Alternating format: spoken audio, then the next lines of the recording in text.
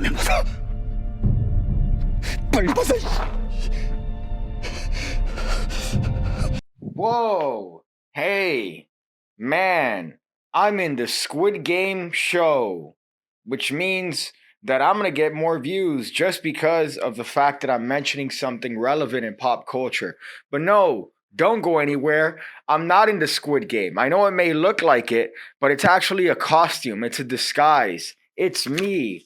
It's PigCake, and I'm here to show you a Squid Game based card trick that'll definitely get all the views rolling. So as you could imagine, there's a little bit of a craze with this show going as of late, and I decided, hey, you know what? This is a good time as ever to try to take advantage of those sweet, sweet YouTube views and maybe make a trick with the symbology that's wrapped around the show. So this is what I thought up, just 8 cards from any deck and a marker, and you're gonna be good to go. You're gonna be good to go. So here's how the trick looks like. Whoa. You're gonna take out your favorite Room 37 Penguin Magic playing cards that they graciously sent to your abode.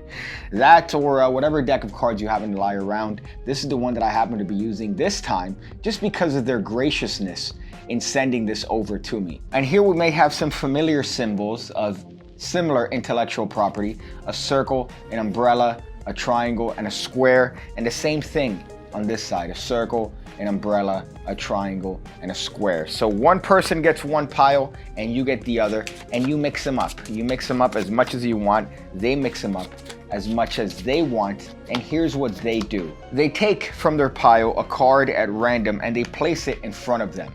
You do the same. You take a card randomly from your pile and you place it on top of their card. And you repeat this one more time. So the spectator mixes up their cards, and they can truly mix them however it is they want. It really doesn't matter. But ultimately they take a card at random from the middle. And of course you take a card at random from your pile as well and place it on top of the card that they've already placed on the table. Now we're each left with 2. We're each left with 2 cards, and here you give the participant the option to mix the cards however it is that you want, and you have your cards in this position without changing them from the very beginning. So you take your cards and you hold them like this, but you have the participant mix their cards and hold them in their hand however it is they want. They can even look at the symbols and place them in whichever hand they want. In this case, let's say that they decide to hold the square in this hand and a triangle in this hand. Well, lo and behold, my friends, because you show them that you happen to be holding the cards in the exact same way. Remember, you were holding on to them from before they even made their decision. So everything matches here. And believe it or not, even these cards happen to match: umbrella and umbrella, and lastly, circle and circle, thus coming full circle. My friends, this is based on the concept of one ahead. And if you're not familiar with that, might I suggest checking out the sponsor of today's video, me. The PigCake Magic Academy. $5 a month gets you 2 videos every single week going over card stuff, point stuff. You get access to over 1,000 videos and counting that you can check out the moment you sign up. Only $5 a month. That's a White Claw. That's a White Claw. And if you want the more advanced mentalism tier where I show you mind reading tricks, that's $10 a month. That's 2 White Claws at any local bar. So go ahead, check it out. Keep me afloat and have you learn some good magic tricks to be the life of the party. Not really, but you at least become a little bit more interesting. So this trick is based on the classic one ahead concept. You have billions of variations of this particular trick using ESP cards and ESP symbols. This one we happen to be using the symbols from the very popular show, The Squid Game, just because of those sweet, sweet views. But the symbols happen to be very easy to recognize, and it makes this trick a little bit more compelling than just using regular, ordinary playing cards. Now, what you're gonna need for this are the 8 cards. However, you're gonna need to mark them. Now, that sounds difficult and complicated, but it's really not. It's a simple process. And if you already have marked cards, it's even simpler, because all you have to do is just remember what suit corresponds to what symbol and you're good to go. And that's easy to do, because if you've noticed, I've placed a circle on the spade, and a spade has one little pip, right? So it has one little line, which you could remember as 1, which means that that corresponds to the circle. How does that correspond to the circle? Well, the circle is just one line. It's just one line drawn in a circle. So you can just easily remember spade is 1 and 1 is a circle because it only uses one line. That's not hard to remember. Over here, an umbrella, right? An umbrella looks kind of like a little butt. and the hearts look like a little butt, or titties. You notice that a triangle has 3 sides and a club also happens to have 3 sides. So that could help you remember that. And lastly, a diamond and a square. It's literally self-explanatory. However, if you want, what you could do is that you could use a marked deck of playing cards, which you could find in any magic store very cheap now. Back in my day, they used to be 50 bucks a deck. Now you could find them for 5 bucks a deck.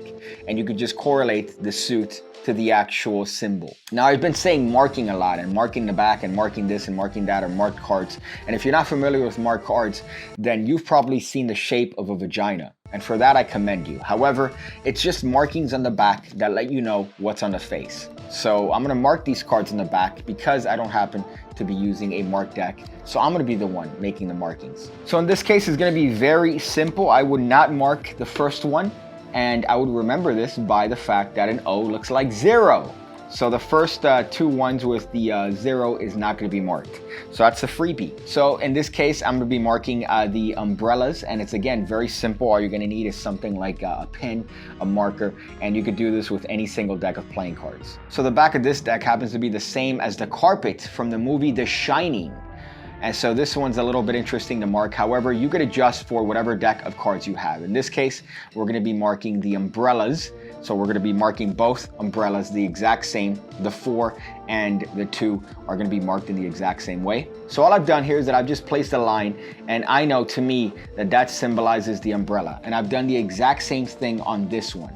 Now, of course, when you mark cards, you're going to have to place them on both sides. So you're going to turn the card this way and put the exact same marking on the other side. So the reason for that is because you want to make sure that no matter how the card is orientated, you could still see the marking.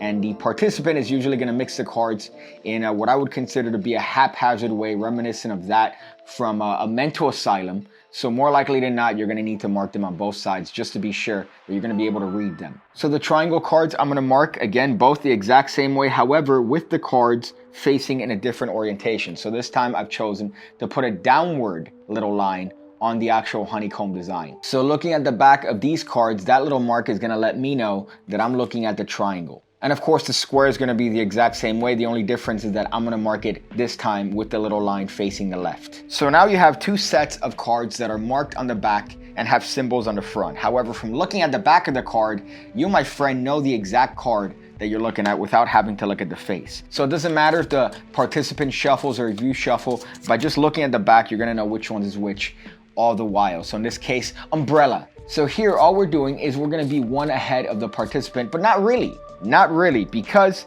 we're going to be reading with a card that the spectator places on a table. So they're going to be placing their card down first at random, and we're going to be reading the marking on the back. So in this case, let's say the spectator mixes up their cards like this, and they happen to place, we'll put this one here for the sake of completion. They place the circle down. Right? So they play the circle down. All I'm going to do is just shuffle my cards and look for the corresponding symbol. In this case, I see that the circle obviously has no symbol. So the card that I'll randomly place in front of the spectator is the circle as well. That's it. I'm just matching the back marking to their back marking. It's as simple as that. So there you have 2 circles that have been placed down. And you're going to repeat this again. So for the second part of this, the spectator is going to be doing this blind as well as you're going to be doing it blind. So they're placing the marking down, and you don't even have to remember the actual markings and they correlate to anything, because all you have to remember is that look for the marking that matches your marking. That's it. Now you're going to be doing this as you're shuffling the cards, so that does take some practice, but it's fairly easy. All I'm doing is just looking for the marking that matches whatever marking the participant happens to have placed. In this case, they placed down the umbrella, so I'm going to place down my umbrella on top of it. Of course, nobody sees what cards they have yet, so this is what makes this compelling. Now, this last one is going to be based on something that I call the mirror principle, and I'm sure it's been around forever in the world of magic, but it's something that's very interesting because you have a couple scenarios as to how you could interpret it. So in this case, I'm going to be holding my cards in whatever position I want. So let's say I'm going to be holding the square in my left hand and the triangle in my right hand. I'm going to be holding this way, and I'm not going to change them. And I'm going to tell the participant that as well, that I'm going to hold my cards like this and I'm not going to change them.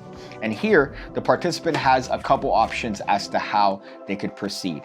Either they match you when they're sitting across from you. Either they match you, which means that they're going to have the square in their right hand and the triangle in their left hand, which is opposite of how I'm looking at them, or they're gonna have it the other way. So in this case, because we're mirroring each other, they're gonna have the square in their left hand and I have the square in my left hand. However, if we have us turn the cards over this way, like this, where we're mirroring each other, they're not gonna match. So that's gonna be a little bit of a problem. How do we address that flaw in performance? So it's a very simple way. All we're gonna do is we're gonna have the participant stand next to you.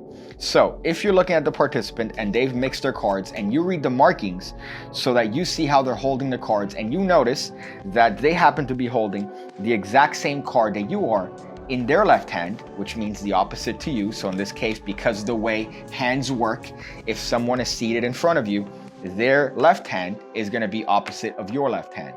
So it's gonna be in this case, in this diagonal plane. So if you see that they're holding the square and you're holding the square in your left hand, you're gonna have them come next to you. So that when they come next to you, you could have them turn the card over in their left hand and you turn over the card in your left hand and it matches. In the same way, you could have them turn over the card in the right hand and you're gonna see that it matches as well. But they're gonna need to be standing next to you like this, so that when they turn over the cards, everything's gonna match. So in the case of the actual performance or the little sample performance, that's the best case scenario where they have the opposite. So in this case, in their left hand, they have the opposite one that you have in your left hand. So you're still mirroring each other, because if you have the participant turn over the cards like this, and they show you the cards, everything is mirroring each other, which looks a lot nicer than having the spectator come around. But it's still an option and it's still a way that you could clean up if that happens to be the scenario that you're in. But this is my favorite scenario because everything is mirroring each other. So when you are in front of the participant and they turn over their cards, they're gonna see that they're holding the square here and the triangle here, and you're holding onto the same exact symbols, showing that somehow you've managed to match all the symbols. And of course here it's going to be the exact same thing, because they placed any card down and you of course placed any card down, and they match, and lastly these match as well, and everything apparently was done at random, showing the power of fate, showing the power of serendipity, or showing the power of reading the markings off of the back of playing cards. So one more time here, because I know that some of you guys are from the eastern portion of Brazil and have a little bit of a hard time paying attention to simple things. But the mirror principle is as such. So let's say you read the symbol that the participant has, and it happens to be the square, which happens to be the exact same one that you have in your left hand. So in this case, you both have the same symbols in your left hands. Well, in this case, all you're gonna do is, instead of turning over the cards like this, you're gonna have the participant come around and stand next to you.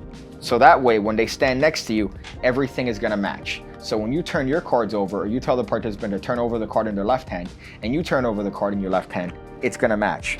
You have them turn over the card in their right hand, and you turn over the card in your right hand, and it's gonna match, because you matched in hands. So if it's the opposite, and let's say that you happen to read the symbols on the spectator's hands, and you notice that they happen to be matching exactly as how you're holding them, but from the other side, you're just gonna have them turn over the cards this way, and you're not gonna change how they're standing, because it's gonna match. So that's just a way of getting around it. And again, I know I had to explain that again because people might have questions. So if they're opposite from you, that's the best case scenario, because you could just turn them over this way and they're gonna match without having to have the spectator or participant stand next to you. Magic's not difficult, my friends. We make it seem difficult because we're trying to make it seem like we're special, like as magicians, we're different. But no, all it takes is just putting some markings on the back of playing cards and you're gonna be good to go. That's it. That's it. And you can take advantage of these symbols from the Squid Game show, so that then people go, oh my God, that's topical. That's topical. And that's something that I know. I recognize those. He got killed with the umbrella. He almost got killed, but he licked it. So you can tie it into whatever it is that you want from the show. But it's fun. It's fun. And you have this little routine where everything matches, even though everything's mixed. And the one advice is learn to read the markings without looking like you're reading the markings. So you don't want to be there staring at the back of the cards after the participant drops their cards. You want to mix your cards and you want to casually glance. You want to open the cards and you want to know exactly where you're going before you actually go for it. So just little tips there. You don't want to look like you're reading the markings, because then they're going to know that there are markings on the back of the cards. So that's when you get caught. But that's the only tip I have for the trick. Perform it. It's fun. I don't know what I'm going to do the rest of the day. Maybe I might go down some weird alleyways and see if I could play a squid game of my own. But it's probably going to end up me on my knees and holding a different type of squid. You know what I'm saying? The skin squid.